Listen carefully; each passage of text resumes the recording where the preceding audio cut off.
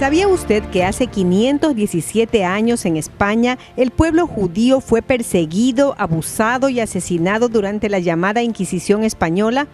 Por el solo hecho de practicar el judaísmo, doctrina religiosa basada en los 10 mandamientos de la ley de Moisés.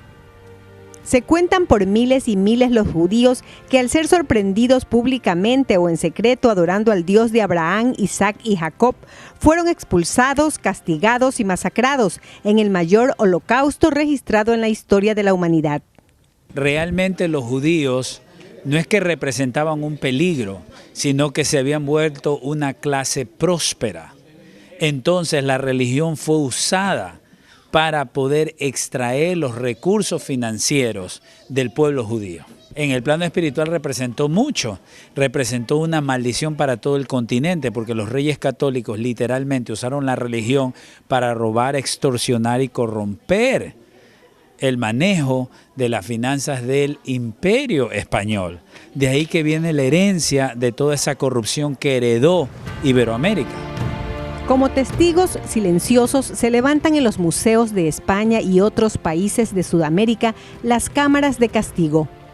Como trofeos de vergüenza se exhiben los macabros instrumentos usados en la época de la Inquisición, formas aberrantes y de castigo que constituyeron verdaderos infiernos de tortura en un intento satánico de evitar que las creencias judías sean propagadas, pues eso constituía para los líderes católicos un atentado contra la fe de su pueblo. En España recorrimos varios museos de la Inquisición y ahí pudimos encontrarnos con las máquinas que usaban los inquisidores para infringir temor, infringir daño al pueblo judío sefardita.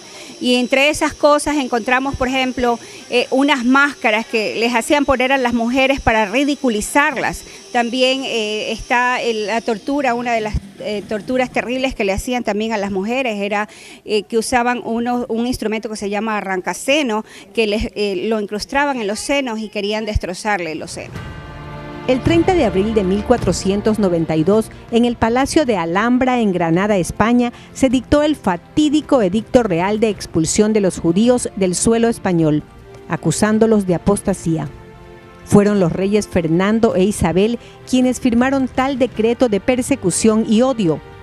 Los judíos en un lapso de 3 meses debían despojarse de todas sus pertenencias de valor, como oro y plata, y abandonar ese territorio. Y lo hicieron en un intento desesperado por salvar sus vidas y las de sus familias. Fue así que muchos huyeron a diversos países como Portugal, pero miles fueron expulsados a Iberoamérica. Llegaron a tierra sudamericana en los barcos de Cristóbal Colón en sus 3 viajes de expedición, creyendo alcanzar su libertad. Pero no fue así, pues aún en estas nuevas tierras se instalaron los llamados tribunales de la Inquisición, donde fueron juzgados en las plazas públicas en verdaderos actos de barbarie. Los tribunales fueron la extensión de la Inquisición de España. Entonces, para el pueblo judío que escapó a Iberoamérica, representaba la sombra de la Inquisición. Y se establecieron en Lima, Cartagena y México. El de México fue uno de los más crueles, al punto que mató familias de conquistadores. Quizás usted se preguntará cómo eso me afectó a mí, a mi familia y a mis generaciones. Sí, le afectó y grandemente. La Biblia dice que los judíos son el pueblo de Dios, que Jerusalén es la niña de los ojos de Jehová y que su presencia siempre estará con ellos. Además, en Génesis 12:3, Dios promete que Él bendecirá a quienes bendigan a su pueblo y que maldecirá a quienes los maldigan. Y que a través de ellos, es decir, los judíos, todas las familias de la tierra serán bendecidas. El versículo lo dice todo en Génesis 12:3. De allí la marcada violencia, miseria, corrupción, explotación, la crisis económica en toda Iberoamérica. Esto es simplemente lo que dice la palabra. Génesis 12:3 declara que el que bendice al pueblo judío va a ser bendecido y el que lo maldice pues será maldecido. Esa maldición es la que vemos reflejada en Iberoamérica. En su desesperada huida, los judíos acordaron cambiarse de nombres para evitar ser descubiertos, pero para reconocerse entre ellos, decidieron que los nuevos apellidos que usarían terminarían en las letras EZ.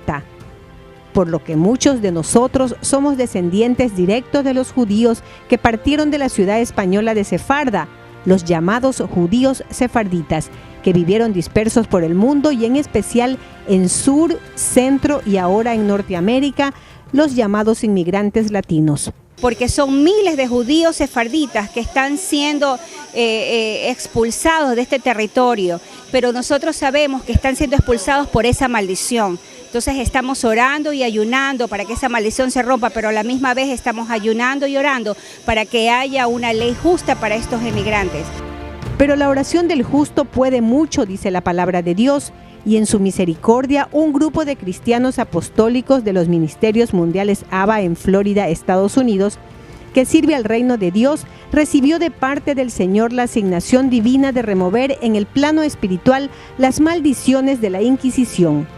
Así, el 12 de abril del 2009, estos misioneros, guiados por el Espíritu Santo en oración, ayuno y guerra espiritual, partieron desde Kissimmee, Florida, Estados Unidos, rumbo a España.